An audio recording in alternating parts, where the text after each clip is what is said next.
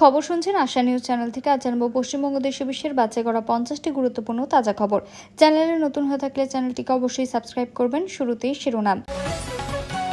অন্নপূর্ণা যোজনায় বড় আপডেট। সরকারি চাকরিজীবীদের পরিবারের মহিলারা কি পাবেন মাসে টাকা? নতুন নিয়মে কারা পাবেন, কারা বাদ পড়লেন, জানুন বিস্তারিত। ভারতে ফের করোনার আতঙ্ক। দীর্ঘদিন পর মৃত্যুর ঘটনা। কোন রাজ্যে বাড়ছে সংক্রমণ? এখনই সতর্ক না হলে বাড়তে পারে বিপদ। জ্যোতিষী থেকে কোটিপতি, ডিম কাদা ছোড়ায় চরম অপমান তৃণমূল প্রধানের। উদ্ধার রাজনৈতিক মহল। 5 লক্ষ টাকার বিনামূল্যে চিকিৎসার বড় সুযোগ। ঘরে বসে কয়েক মিনিটে তৈরি করুন আয়ুষ্মান ভারত কার্ড, জানুন সম্পূর্ণ পদ্ধতি।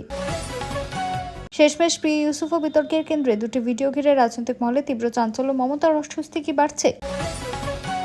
বিজেপির অন্তরে বড় বিস্ফোরণ। ক্ষোভে ফুঁসছেন আদি কর্মীরা। দলের ভেতরেই শুরু তীব্র অসন্তোষ। হাইকোর্টে স্বস্তির মাঝে বড় ধাক্কা। তৃণমূলের আরও 12টি ব্যাংক অ্যাকাউন্ট ফ্রিজ। রাজনৈতিক মহলে তীব্র সমালোচনা। বারুইপুরে পুলিশের ডাবল অ্যাকশন। ধর্ষণ, খুন ও গণপিটুনি মামলায় গ্রেপ্তার বেড়ে 35। উপদ্রবকারীদের বিরুদ্ধে কড়া পদক্ষেপ। সুপ্রিম কোর্টে নজিরবিহীন ঘটনা। প্রধান বিচারপতিকে গালিগালাজ। আদালতের মধ্যে কাগজ ছুঁড়ে মারলেন মামলাকারী। অন্নপূর্ণা যোজনার নতুন করা নিয়মের কারণে লক্ষ লক্ষ মহিলা বাদ পড়তে পারেন। আবেদন করার আগে জেনে নিন সব শর্ত। প্রবীণ বিজেপি নেতাকে লক্ষ্য করে ডিম ছোড়া কারণ জানাতে ঘিরে ধরলেন এলাকাবাসী। উত্তপ্ত রাজনৈতিক পরিস্থিতি। চাকরি পিছু 6 লক্ষ টাকার অভিযোগ। 250 কোটির পুরো দুর্নীতি মামলায় সুজিত বসুর বিরুদ্ধে চার্জশিট দাখিল। মেলবোর্ন ক্রিকেট গ্রাউন্ডে প্রধানমন্ত্রী মোদী। কিংবদন্তি স্টিভ ওয়ার সঙ্গে সাক্ষাতে কি বার্তা দিলেন, দেখুন বিস্তারিত। বন্ধুত্বের ফাঁদে পেলে নাবালিকাকে খুন। তদন্ত উঠাল অভিযুক্ত। চাঞ্চল্যকর পরিকল্পনার অভিযোগ। বিরোধী শিবিরে 25 সাংসদকে টার্গেট। বিজেপির অপারেশন লোটাস ঘিরে শুরু নতুন রাজনৈতিক জল্পনা। অষ্টম বেতন কমিশনের বড় সুখবরের ইঙ্গিত। চাকরি জীবনে 5 বছর পদোন্নতির প্রস্তাব। সরকারি কর্মীদের মধ্যে জোর আলোচনা। বারুইপুর এনকাউন্টার নিয়ে নতুন মোড়। ঘটনাস্থল সিআইডি অভিযানের আগে ঠিক কী ঘটেছিল তা খতিয়ে দেখছে তদন্তকারী দল। মমতার মন্তব্যে তীব্র পাল্টা শুভেন্দুর। বারুইপুর ইস্যুতে ফের মুখোমুখি তৃণমূল ও বিজেপি। ক্ষমতায় এসে পুলিশের বড় রদবদল। প্রশাসনের শুভেন্দু সরকারের চমক। বদলি একাধিক গুরুত্বপূর্ণ কর্মকর্তা। প্রতি মাসে 15 থেকে 18 হাজার টাকা আয়ের দাবি। হিসেব কষে মুখ্যমন্ত্রী বড় ঘোষণা। কারা পাবেন এই সুবিধে? আশাকর্মী ও অঙ্গনওয়াড়ি কর্মীদের জন্য বিরাট সুখবর। রাজ্য সরকারের বড় ঘোষণা। মাসিক সাম্মানিক বাড়ছে। কবে থেকে মিলবে বাড়তি টাকা? বারুইপুর কাণ্ডে চাঞ্চল্যকর মোড়। কেন আগে থেকে টার্গেট করা হয়েছিল নাবালিকাকে? তদন্ত উঠে এলো বিস্ফোরক তথ্য। ডোমকলে বড় রাজনৈতিক পালাবদল। তৃণমূলকে হারিয়ে ফের লাল ঝান্ডার দাপট। শেষ মুহূর্তে কি ম্যাজিক দেখালো সিপিএম? শিক্ষকদের জন্য নবান্নের কড়া নির্দেশ। সরকারি নিয়ম অমান্য করলে হতে পারে 3 বছরের জেল ও মোটা জরিমানা। মুখ্যমন্ত্রী হওয়ার পর প্রথম মুর্শিদাবাদ সফরে শুভেন্দু, কিন্তু দেখা নেই হুমায়ুনের। কোথায় গেলেন নন্দের বিধায়ক? শুভেন্দু মুর্শিদাবাদ সফর ঘিরে তোলপাড় রাজ্য রাজনীতি। অধীরের জোড়া বড় দাবিতে নতুন জনপ্রাণ শুরু। 10 লাখ টাকা না দিলে পচা ডিম মারবে। প্রাণ ভয় শ্রমিকের পায়ে পড়ে কান্নায় ভেঙে পড়লেন তৃণমূল নেতা। ছাত্র শিক্ষকদের জন্য বড় সুখবর। আগামী সপ্তাহে টানা 4 দিনের ছুটি। রাজ্যের স্কুলগুলির জন্য জারি গুরুত্বপূর্ণ বিজ্ঞপ্তি। দিদির সঙ্গে দূরত্ব বাড়ছে। তৃণমূলের কেষ্টকে বড় দায়িত্ব দেওয়ার জল্পনায় সরগরম রাজ্য রাজনীতি। দাদাগো বিতর্কে নতুন বিস্ফোরণ। শ্রমিককে ঘিরে মহুয়ার মন্তব্যে কুণাল ও সুখেন্দু শেখরকে নিয়ে উত্থাল রাজনৈতিক মহল। টিম ইন্ডিয়ার ফের বড় ধাক্কা। বারবার চোটে ভুগছেন গম্ভীরের ভরসার ক্রিকেটার। বাড়ছে উদ্বেগ। আন্তর্জাতিক বাজারে অপরিশোধিত তেলের দাম ঊর্ধ্বমুখী। এবার কি বাড়তে চলেছে পেট্রোল ডিজেলের দাম? উত্তর কলকাতায় 6 বছরের শিশুকে যৌন নির্যাতনের অভিযোগ। ঘটনায় চাঞ্চল্য। তদন্তে নেমেছে লেকটাউন পুলিশ। 21শে জুলাই সভা নিয়ে বড় আইনি লড়াই। হাইকোর্টে দ্বারস্থ তৃণমূল। কি সিদ্ধান্ত আসতে পারে? ট্রিপল চোর অপবাদের জেরে অস্বস্তিতে তৃণমূল। সরকারি ত্রিপল ফেরাতে বাধ্য হলেন একাধিক বিধায়ক। 2036 অলিম্পিক আয়োজনের লক্ষ্য ভারতের বড় পদক্ষেপ। মেলবোর্ন সফরে গুরুত্বপূর্ণ ঘোষণা মোদির। গুরুগ্রামে ভোরবেলা পুলিশের বড় এনকাউন্টার। আত্মসমর্পণ না করে গুলি চালাতে খতম 4 কুখ্যাত গ্যাংস্টার। শ্রমিক ভট্টাচার্য আসতেই পায়ে ঝাঁপ দিয়ে কান্নায় ভেঙে পড়লেন তৃণমূল নেতা। ঘটনায় হতবাক উপস্থিত সবাই। নিষিদ্ধ পল্লীতে পুলিশের বড় সড় অভিযান। উদ্ধার 4 নাবালিকা সহ একাধিক মহিলা। কড়া বার্তা বিজেপি নেত্রী। অন্নপূর্ণা যোজনা নিয়ে রাজ্যে নতুন করে জোর চর্চা শুরু হয়েছে। বিশেষ করে যাদের পরিবারের কেউ সরকারি চাকরি করেন তাদের মধ্যে প্রশ্ন উঠছে, প্রকল্পের আর্থিক সুবিধা কি পাওয়া যাবে নাকি আবেদন বাতিল হয়ে যাবে। সম্প্রতি প্রকাশিত নতুন নির্দেশিকা অনুযায়ী বিষয়টি নিয়ে বিস্তারিত আলোচনা শুরু হয়েছে। নতুন তথ্য অনুযায়ী যদি আবেদনকারী মহিলা নিজে স্থায়ী সরকারি চাকরিজীবী হন, তবে নিয়মিত সরকারি বেতন, সম্মানী বা সরকারি ভাতা গ্রহণ করেন, তাহলে তিনি অন্নপূর্ণা যোজনার সুবিধা পাওয়ার যোগ্য হবেন না। অর্থাৎ প্রকল্পের মূল উদ্দেশ্য হল আর্থিকভাবে পিছিয়ে থাকা ও প্রকৃত প্রয়োজনীয় মহিলাদের কাছে আর্থিক সহায়তা পৌঁছে দেওয়া। তবে শুধুমাত্র পরিবারের অন্য কোনো সদস্য সরকারি চাকরি করেন বলে আবেদনকারী মহিলা স্বয়ংক্রিয়ভাবে অযোগ্য হয়ে যাবেন এমন কোনো স্পষ্ট নিয়ম নেই। আবেদনকারী নিজের আর্থিক ও পেশাগত অবস্থার ভিত্তিতে মূলত যোগ্যতা যাচাই করা হবে। এছাড়াও জানানো হয়েছে, যারা ইতিমধ্যেই আবেদন করেছেন এবং আবেদনপত্রগুলো ভুল রয়েছে তাদের জন্য আবেদন সংশোধনের সুযোগও চালু হয়েছে। ফলে নাম, ঠিকানা বা অন্যান্য তথ্য ভুলে থাকলে তার নির্দিষ্ট সময়ের মধ্যে সংশোধন করা যাবে। অন্নপূর্ণা যোজনার জন্য আবেদন করতে হলে আবেদনকারীকে পশ্চিমবঙ্গের স্থায়ী বাসিন্দা হতে হবে এবং সরকারি নির্ধারিত অন্যান্য যোগ্যতার শর্ত পূরণ করতে হবে। আবেদন যাচাইয়ের সময় সরকারি নথি, আয়, পেশা এবং অন্যান্য তথ্য মিলিয়ে দেখা হবে। কোনো ভুল তথ্য দিলে আবেদন বাতিল হওয়ার পাশাপাশি প্রয়োজনীয় প্রশাসনিক ব্যবস্থা নেওয়া হতে পারে। ভারতে ফের করোনা সংক্রমণ নিয়ে উদ্বেগ তৈরি হয়েছে। অন্ধ্রপ্রদেশের কাটাপা জেলায় 46 বছর বয়সী এক ব্যক্তির কোভিড-19 মৃত্যু হয়েছে বলে জানা গিয়েছে। এই ঘটনাকে কেন্দ্র করে স্থানীয় প্রশাসন ও স্বাস্থ্য কর্তৃপক্ষ সুরক্ষা বাড়িয়েছে। স্বাস্থ্য দপ্তরের অনুযায়ী ওই ব্যক্তি প্রথমে তীব্র কাশি ও শ্বাসকষ্ট নিয়ে হাসপাতালে ভর্তি হন। প্রাথমিকভাবে চিকিৎসকরা তাকে নিউমোনিয়া ভেবে উচ্চমাত্রার অ্যান্টিবায়োটিক দিলে চিকিৎসা শুরু করেন, কিন্তু টানা 3-4 দিনই চিকিৎসার পরও অবস্থার উন্নতি না হওয়ায় তার করোনা পরীক্ষা করা হয়। সিটি স্ক্যান ও পরীক্ষার রিপোর্ট কোভিড-19 সংক্রমণ ধরা পড়ে, তবে রিপোর্ট আসার কিছুক্ষণের মধ্যেই তার মৃত্যু হয়। এই ঘটনার পর প্রশাসন দ্রুত পদক্ষেপ করেছে।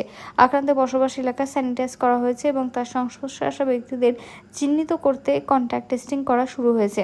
প্রয়োজনে তাদের স্বাস্থ্য পরীক্ষা ও পর্যবেক্ষণের অবস্থাও তুলে ধরা হবে। চিকিৎসকদের মতে করোনা এখন আর আগের তুলনায় অনেকটা নিয়ন্ত্রণে থাকলেও ভাইরাস পুরোপুরি নির্মূল হয়নি। তাই জ্বর, কাশি, গলা ব্যথা বা শ্বাসকষ্টের মতো উপসর্গ দেখা দিলে অবশ্যই দেরি না করে দ্রুত চিকিৎসকের পরামর্শ নেওয়া উচিত। বিশেষ করে প্রবীণ ব্যক্তি, দীর্ঘদিনের অসুস্থতায় ভোগা মানুষ এবং কম রোগ প্রতিরোধ বা চিকিৎসা সম্পন্ন উপসর্গ আরও বেশি মানুষদের দেখা যেতে পারে। হাইকোর্ট থেকে আংশিক স্বস্তি পাওয়ার পর তৃণমূল কংগ্রেস নতুন করে বড় ধাক্কার মুখে পড়েছে। তদন্তের স্বার্থে আরও 12টি ব্যাংক অ্যাকাউন্টের লেনদেন স্থগিত করার নির্দেশ দিয়েছে পুলিশ। এর ফলে আগে ফ্রিজ হওয়া অ্যাকাউন্টগুলির পাশাপাশি মোট 15টি অ্যাকাউন্ট তদন্তের আওতায় এসেছে বলে জানা গিয়েছে।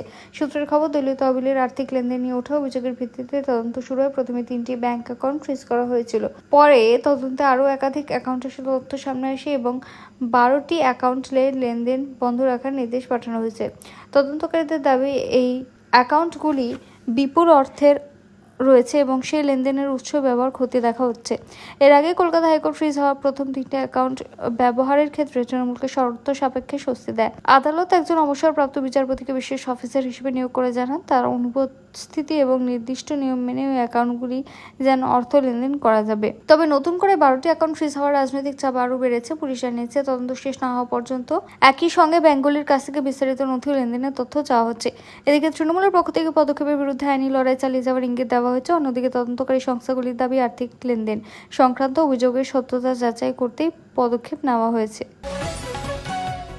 রাজ্যের রাজনৈতিক পালাবদলের এবার চাঞ্চল্যকর ঘটনার সাক্ষী থাকলো হুগলি। প্রাক্তন তৃণমূল কাউন্সিলর, বিজেপির রাজ্য সভাপতি শ্রমিক ভট্টাচার্যের কাছে এসে কাঁদতে অভিযোগ করেন যে তাকে 10 লক্ষ টাকা চাঁদা দিতে বলা হচ্ছে। টাকা না দিলে প্রকাশ্যে পচা ডিম ছোড়া হবে, কোমরে দড়ি বেঁধে ঘোরানো হবে এবং অপমান করা হবে বলে তাকে হুমকি দেওয়া হয়েছে বলে তার দাবি।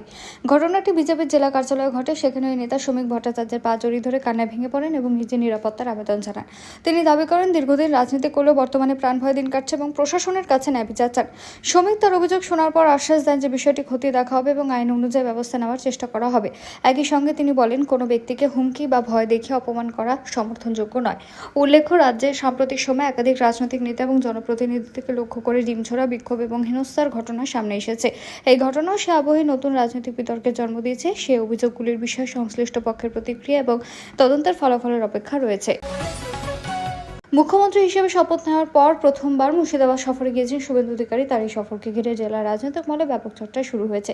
খারাপ আবহাওয়ার কারণে হেলিকপ্টারের বদলে সড়কপথে বহরমপুরে পৌঁছে তিনি প্রথমে বিজেপির জেলা নেতৃত্বের সঙ্গে বৈঠক করেন এবং বহরমপুর রবীন্দ্র সদনে প্রশাসনিক বৈঠকে যোগ দেওয়ার পর রেজিনগরে দলীয় কর্মী সভায় বক্তব্য রাখার কর্মসূচি ছিল। তবে এই সফরের মধ্যে নতুন বিতর্ক তৈরি হয় প্রশাসনিক বৈঠকে আমন্ত্রণ ঘিরে।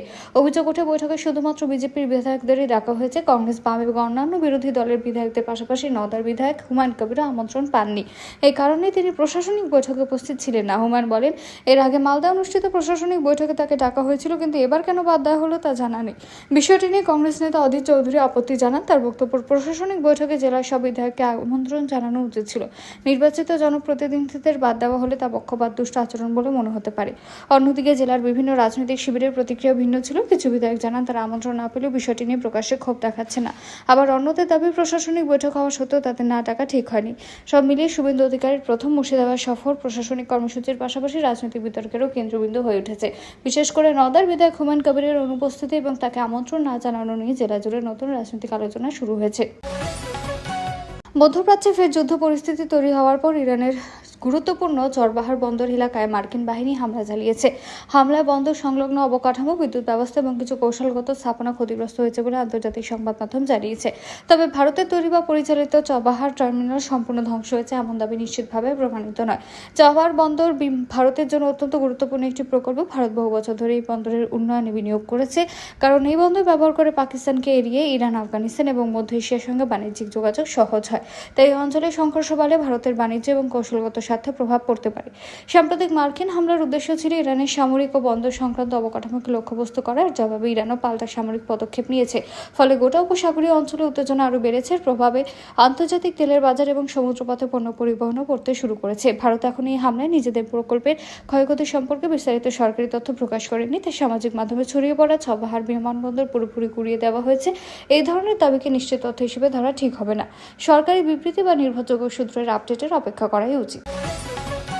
মুর্শিদাবাদের প্রশাসনিক বৈঠক থেকে মুখ্যমন্ত্রী জানান, বিভিন্ন সরকারি প্রকল্পের সুবিধা একসঙ্গে মিলিয়ে একটি প্রান্তিক পরিবারের মাসিক আয় প্রায় 15 থেকে 18,000 পর্যন্ত হতে পারে। তিনি বলেন, একাধিক কেন্দ্রীয় রাজ্য সরকারি প্রকল্পের সুবিধা একসঙ্গে পেতে গেলে পরিমাণ আর্থিক সহায়তা পাওয়া সম্ভব।